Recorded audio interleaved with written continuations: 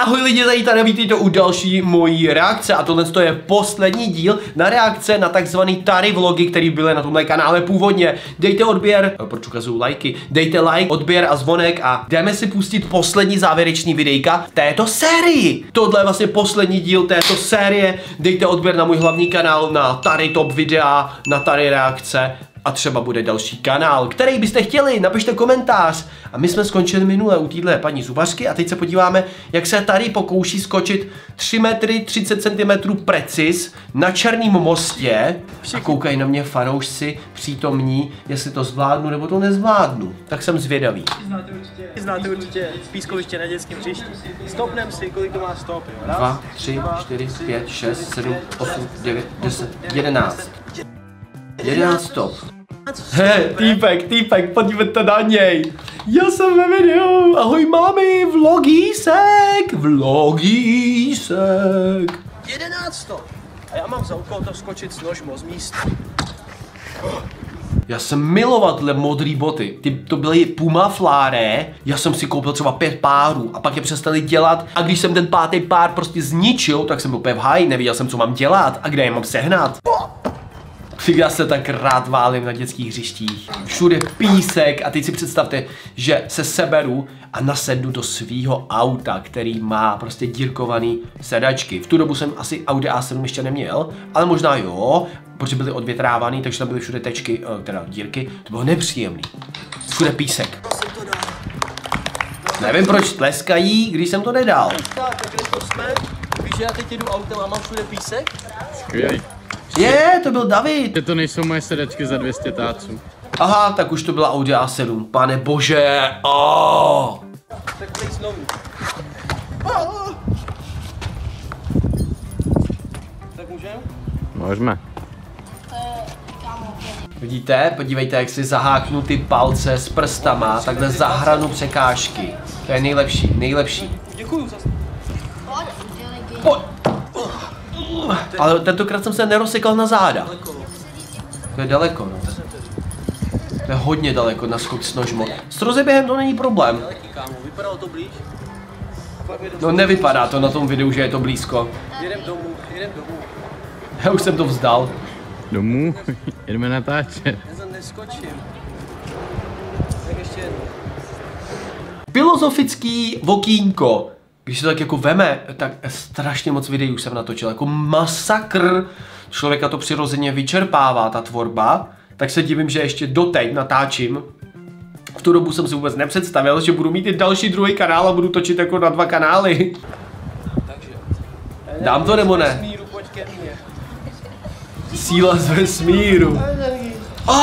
To je ta borka, která na mě ležela, když jsem dělal top 20 freestyle kliků a ona na mě ležela a já jsem dělal kliky s ní. Mám pocit, protože ty vlasy poznávám. Tohle se mi to líbí. Nehoď se ho na auto hlavně. Chytrý David. David měl vždycky nejlepší keci. Já doufám, že se mnou zase začne natáčet.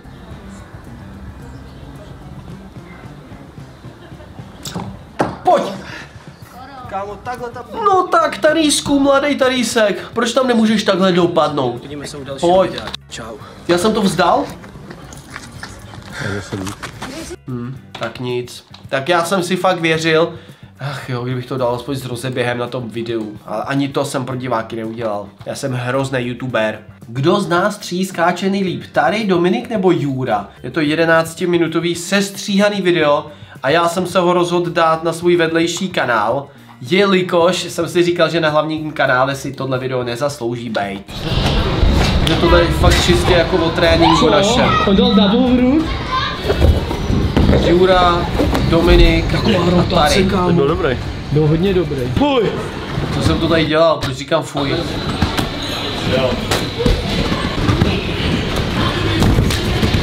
Fuj! Fuj! Tak to bylo hnusný. Fuj!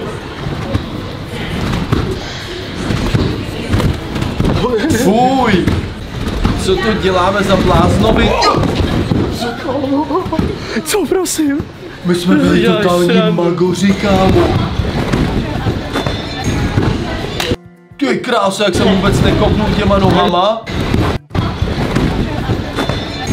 Takový kolena? Dej si 10. Tady se má kopnout těma kolenama. Ty krávo. Já neumím kopnout. Neumím, no.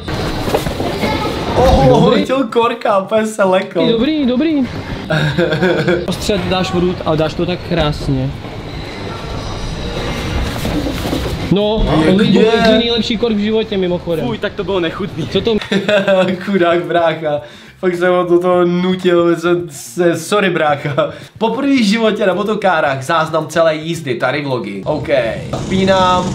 Co tu mám v ruce? Jo, to je ta karta, kterou vybírá, jakože jste si zaplatili vlastně ty jízdy.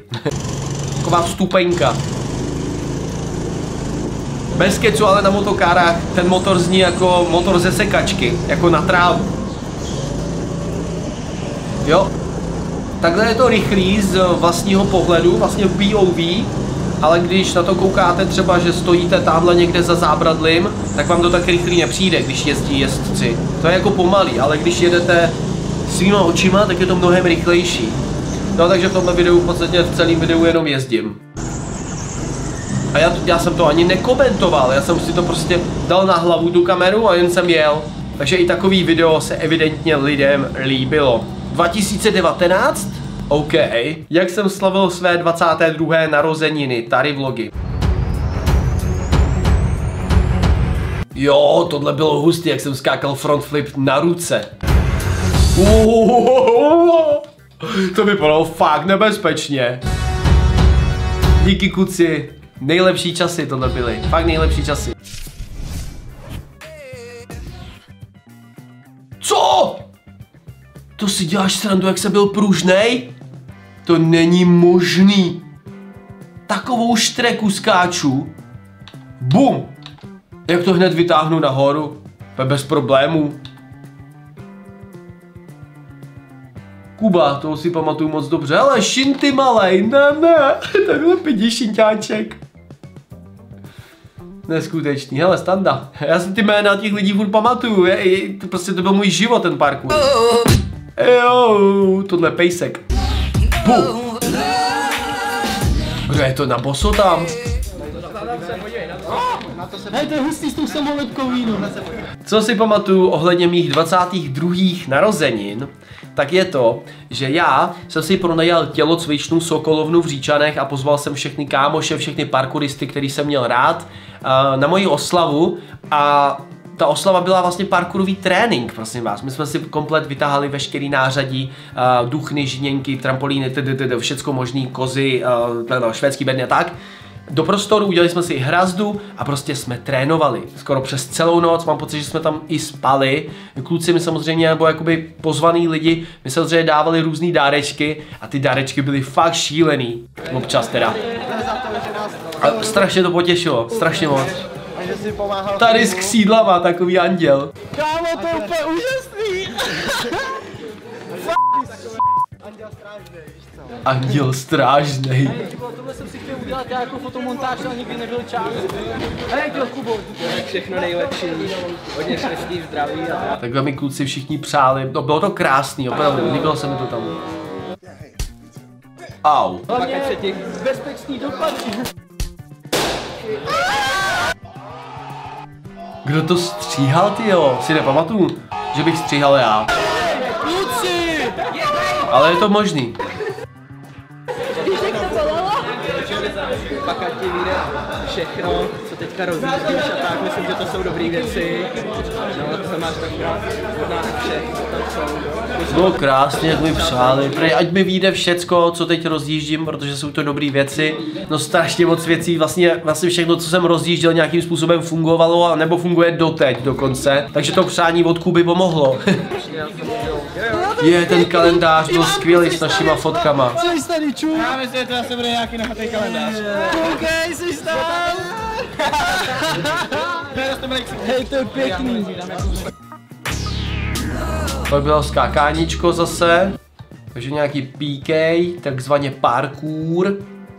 A to jsem já. Hele, Tomáš Slavík, nejlepší parkourista v Česku. Tehdy, možná i teď. Nevím, kdo je nejlepší parkourista v Česku teď.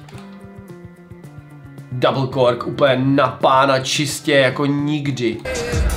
A tady jsem šel ten front flip na ruce do diváků, nebo do mých fanoušků, na mý fanoušky, na jejich ruce, chápete? Fuj, já jsem vůbec nevěděl, kde se ocitnu, když se otočím, ale hecnul jsem to. Jinak Skákej v poho, kdo byste se ptali, byl můj projekt na pojišťování sportovců a hlavně je v tu dobu parkourový komunity na pojištění na úrazy a bylo to úplně senzační služba, kdy vlastně, když jste se pojistili, tak jste měli jistotu, že když se vám stane úraz při parkouru, tak vám pojišťovna vyplatí peníze a nebude se otáčet na tom, že se to stalo při parkouru a zároveň jsme těm lidem vyřizovali jejich úrazy. Když se už něco stalo, tak jsme jim vyřídili to, aby byly skutečně nahlášeny ty úrazy, nahlášeny správně, aby jim pojišťovna zaplatila peníze. Tak co, už jdu?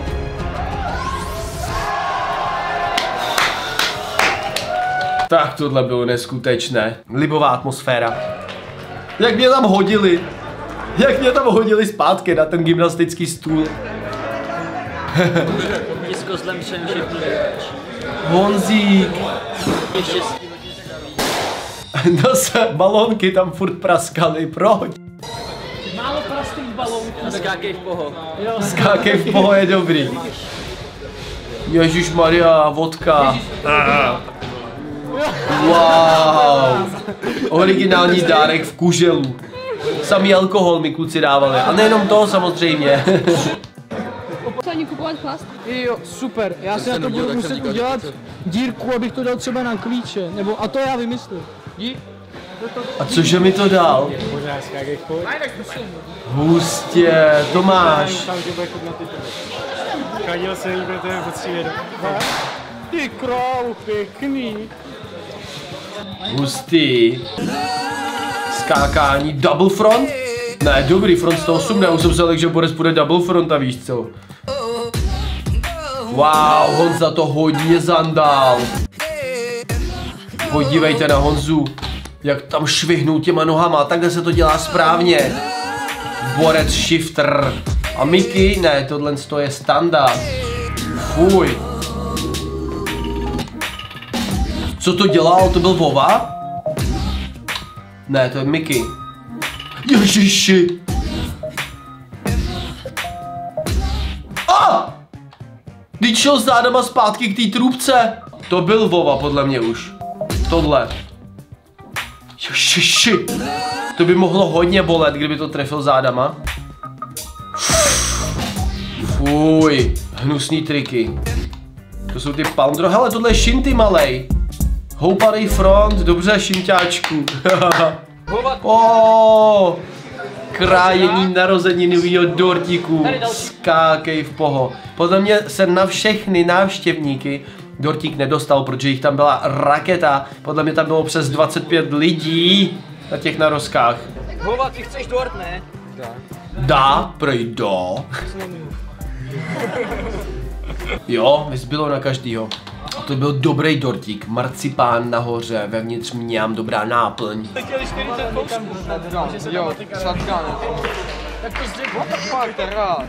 What the fuck, to ráz. Vova má nejlepší přízvuk. Co půjdu, až půjdu? Wow. Hej, Tomáš.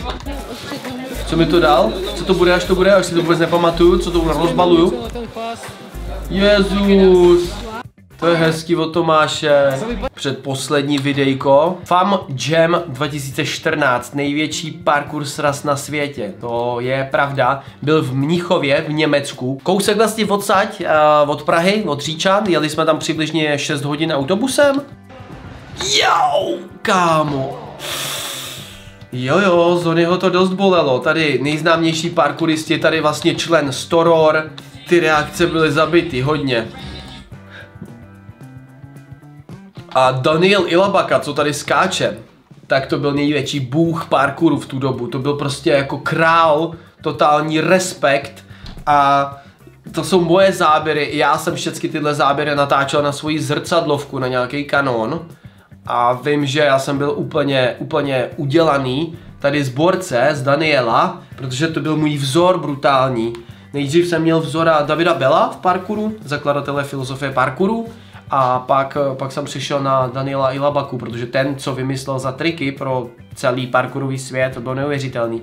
On jako první skočil Con Gainer a vymyslel ho, tehdy se to jmenoval Monkey Gainer, pak Prey začal jako první skákat a vymyslel Palm Flip, to znamená beko, vozeď, voruce, takový bláznoviny. Takže celý tohle video je v podstatě sestříhaný parkourový skoky a vlastně z největšího srazu parkourového na světě. A já jsem měl tu čest být tam taky pozvaný s kamarádama, který tam dělali trenéry. Celý ten jam samozřejmě probíhal v angličtině, byly tam parkourové tréninky a tak dál. A prostě borci, co tam skákali, to bylo úplně neuvěřitelný, vám řeknu. Strašně dobře tam lítali, skákali ti kluci, tam byli vlastně z celého světa. Tam byli lidi ze Španělska, z Anglie, z Kanady, já už ani nevím, z UK, takže United Kingdom tam byli, že samozřejmě, z Ruska tam dorazili lidi a tak dále. Z celého světa. I borec z Egypta tam byl nějaký Lilliput a ten vyloženě skákal parkour taky a byl z Egypta. To si pamatuju, tohle je fosky ze Španělska. Galician Urban Project. Hele, tady se houpal i jeden Čech, Tomáš. Tady je Toby Segar, ten skákal nesmyslný věci, jako nesmyslný vám říkám. Fosky. Jak potom zábradlí chodí, jako by se nechumelilo, jako po rovince. Pak měl nějaký obrovský problém s kolenem, mám pocit. Tady je Tomáš, Čech. Ten tam právě měl nějaký ty workshopy a tady Daniel Ilabaka. Já jsem ho natáčel, jak fanoušci natáčí mě. Úplně všude jsem ho natáčel. A on skočil tady na tu šikmou, ty krásu, to je blázen. A málem sejmul borce. Fuj. A tohle je Rakušák. Alex Shower. Znám všecky prostě, fakt. To byl můj život parkour. Ježiš, tohle byl hustý skok, podívejte. Taková vopice. Hop, lop a swingainer. Já jsem z toho úplně v šoku doteď. Poslední videjko byla Stáňa před porodem 2. prosince 2019. Protože 3. prosince se nám narodila Arianka a to bylo peklo, totální peklo. Podívejte, 300 000 zhlédnutí skoro. To vyšlo v březnu 2021. To byl poslední vlastně vlog, poslední videjko, kdy Stáňa na tom vůbec není dobře. Tohle je Stáňí postel. A Stáňa vlastně se chystala rodit, měla kontrakce, nešlo to moc a byl to vlastně jenom záběr, který jsem nahrál z foťáků a samozřejmě máme strašnou raketu záběru a tady je malá Arianka. Koukejte, jak je roztomilá. Já se s váma loučím, můj merch najdete na tadyshop.cz, máme tam strašně moc věcí, vydáte tam i tady drinky, tady cukrovinky a zvu vás taky na Tadykem, což je letní kemp, sportovní, nemusíte umět parkour, máme tam samozřejmě i program pro neparkouristy, budu tam já, celá naše rodina, Arianka, Stáňa, Ňufík a td. Mějte se krásně, skládejte básně a tady máte další videa. Dejte odběr, budu moc rád, děkuju vám, že koukáte na tyhle videa, čus.